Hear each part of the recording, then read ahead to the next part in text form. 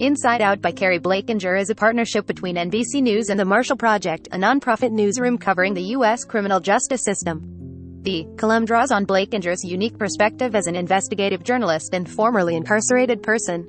Julie Lovich had never been arrested until one sweaty evening in August 2020, when a neighbor heard breaking glass and called the police. Lovich, a 52-year-old mother of two, had gone to her boyfriend's house to return his phone. The doorbell was broken, so she knocked on the window. It was cracked, and when she rapped on the glass, her hand broke right through, leaving a bloody gash, she said. When Phoenix police arrived, the couple explained there was nothing amiss, but officers arrested Lovich, charging her with misdemeanor criminal damage. She spent the night in jail, where she says she was sexually harassed, cavity searched, and tossed in solitary confinement for 16 hours. 3 months later, prosecutors agreed to drop the charges.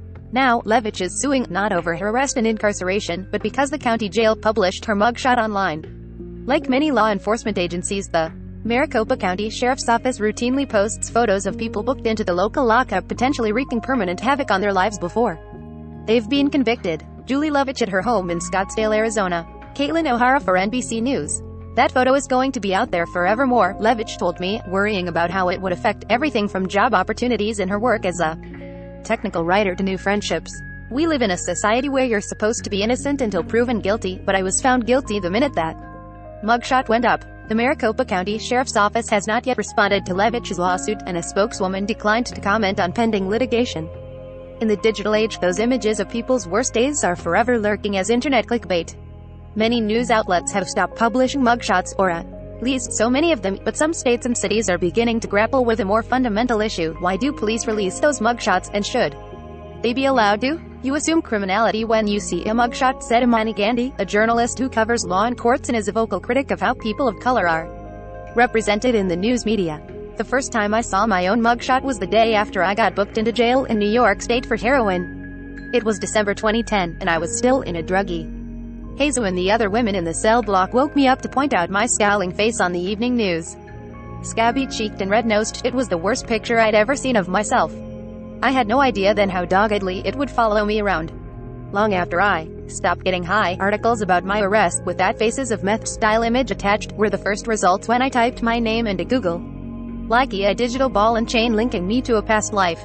Despite that, I was lucky and privileged enough to get a second chance, unlike so many others.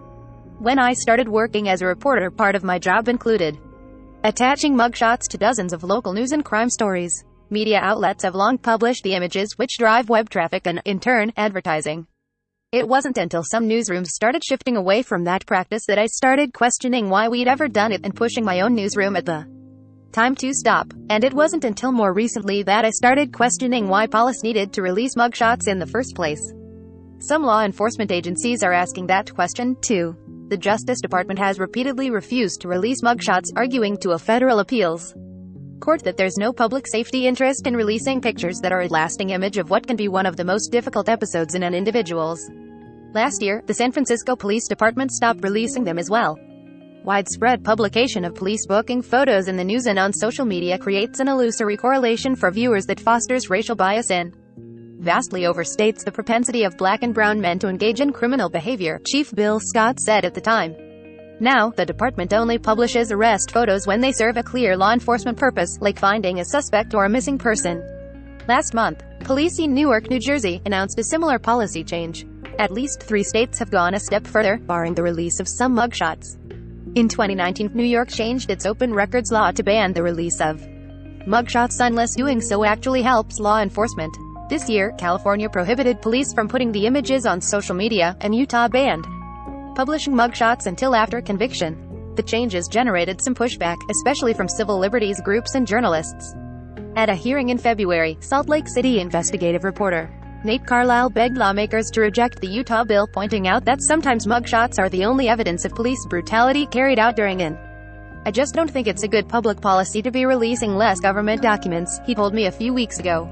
Whether journalists should be publishing them is a different discussion. Because mugshots are often considered public records instead of criminal records, the latter of which are deemed too personal to release in many states. It assured to win a lawsuit like Lovich's. These lawsuits usually get dismissed because the agency just says, it's a public record, and we have a right to publish these, said Sarah Lageson, a Rutgers sociologist who studies mugshots. There are some exceptions, she said. A 2016 court decision allowed the Justice Department to withhold mugshots, and in a Pennsylvania case, former prisoners won cash damages when a federal jury decided releasing mugshots violated open records law. It should be a legislative change, and then we wouldn't have to rely on a judicial interpretation of what is a public record in the digital-age logison. Some in law enforcement say that posting mugshots can spur other victims to come forward, and others claim, without evidence, that the threat of a public mugshot can help deter crime. But to people who've had their mugshots posted publicly, it seems like the practice deters rebuilding a life, too. Sometimes, it's hard to identify the exact harms, because if a would-be job or a landlord or a date ghosts after spotting a stigmatizing image online, we usually never know. To leverage that seems to undermine basic protections that our justice system is supposed to have. Is it constitutional to be putting up mugshots that damage the reputation of people when they're still innocent? Levitch said, "It just seems inherently unfair and not American to do this." Breaking news emails. Be the first to know about breaking news and other NBC News reports. Sign up. This site is protected by RECAPTCHA Privacy Policy Terms of Service.